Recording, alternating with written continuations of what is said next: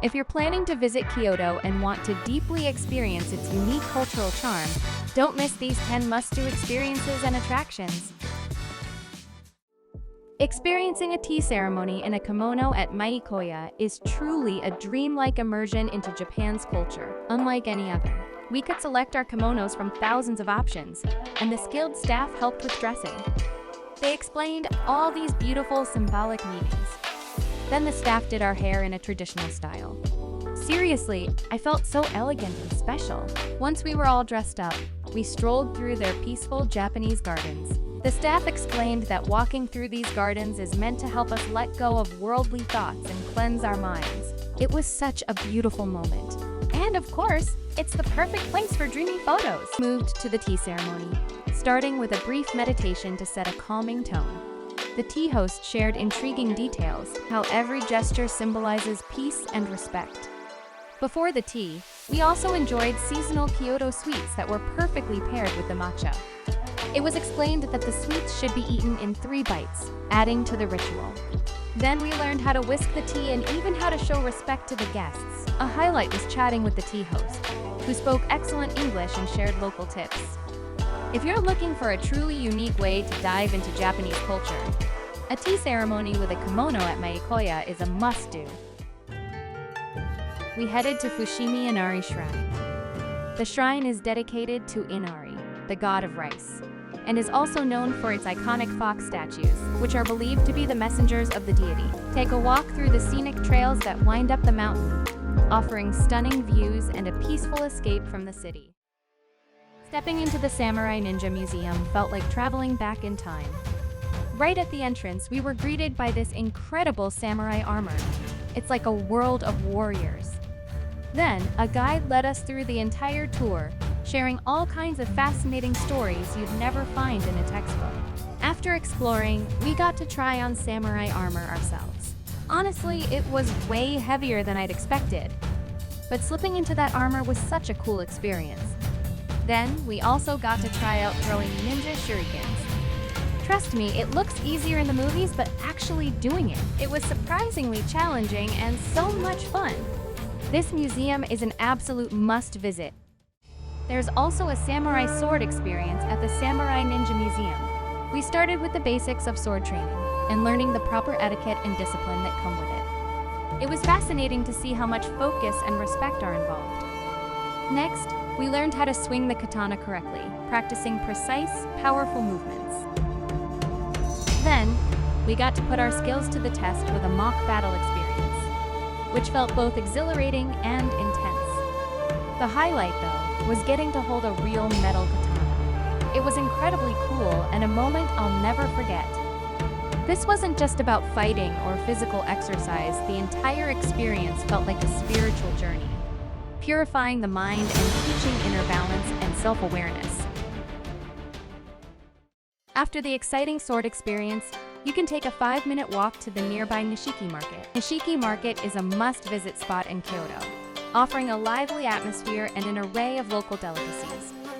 From fresh seafood to matcha treats, every corner is filled with flavors unique to Kyoto.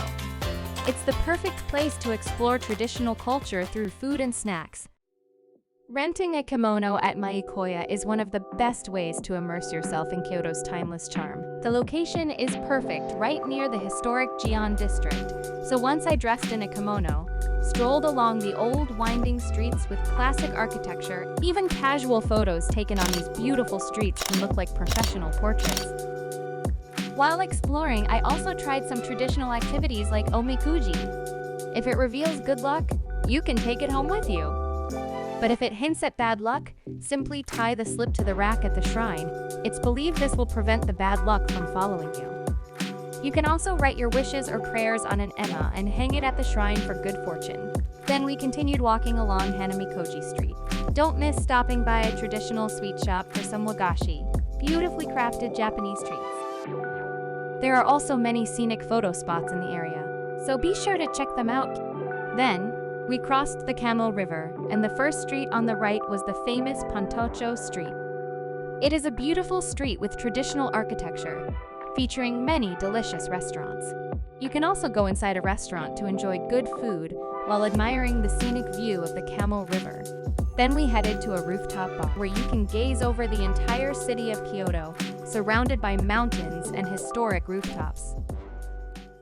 Arashiyama is a serene escape on the outskirts of Kyoto, famous for its iconic bamboo grove and picturesque Sukiya Bridge. Stroll through the lush green pathways. Arashiyama offers a perfect blend of nature and culture in just one visit. Nenbutsuji Temple is located in Arashiyama and is known for its peaceful atmosphere and beautiful gardens. The temple is home for its stunning collection of over 10,000 Buddha figures. We headed to a beautiful Kaiseki restaurant located on the bustling Shijo Street. But as soon as we stepped inside, the peaceful, refined atmosphere made us forget the city outside. Kaiseki is a traditional Japanese meal with 5 types of cooking: raw, simmered, grilled, steamed, and fried. Each dish reflects the season with vibrant colors: red for vibrance, yellow for warmth, and green for freshness, symbolizing the harmony of nature in every bite. Each dish is beautifully arranged, almost too pretty to eat, and served with such care that it feels more like a ceremony than a meal.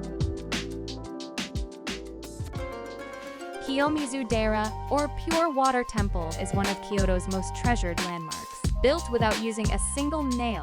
In the past, people believed that surviving the jump from the stage would make their wishes come true. Around 234 people actually jumped off the 13-meter-high stage. Don't worry, the practice is now banned so you can enjoy the views safely. And also, the temple's pure spring water is said to have healing properties, making it a symbol of health and renewal. This experience starts with a ninja meditation session where we focused on clearing our minds and centering our breathing. This meditation was the perfect introduction to the skills we were about to learn. Next, we moved on to shuriken practice, or ninja stars, which was way more challenging than it looks. With each throw, I felt how much focus and patience true ninjas must have. Then, engage in an exhilarating mock ninja sword battle, learning the balance and techniques of a true ninja. Finally, we tried Sukiya, or blow dart training, which was unexpectedly difficult, and hitting the target was incredibly satisfying.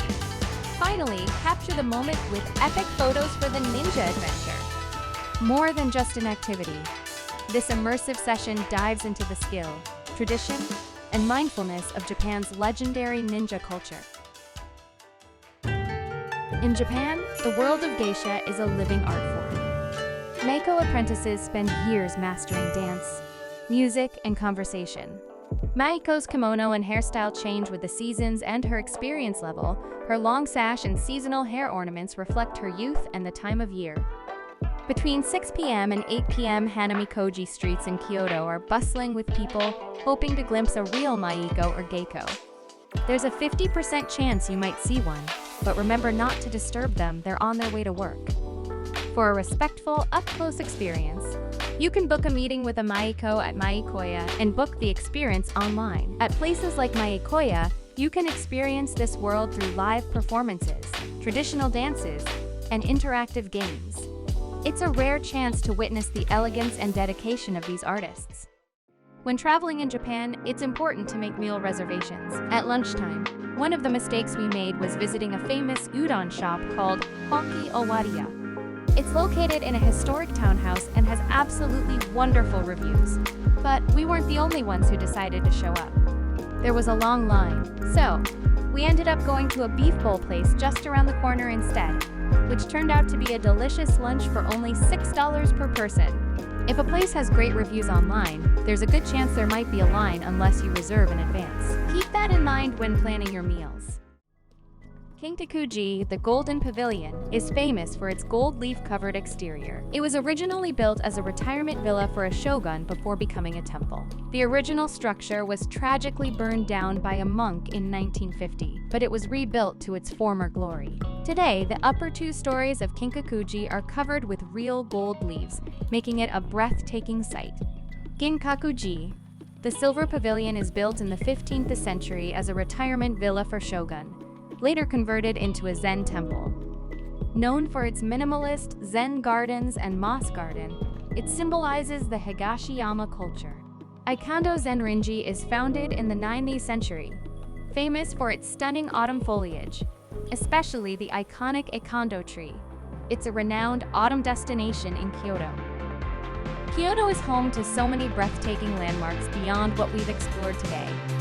From the serene gardens of Nanzenji to the iconic rock garden of Ryoanji, the vibrant Yasaka Shrine, and the majestic Nijo Castle, each site is like a page in Kyoto's 1,000-year storybook of history and culture.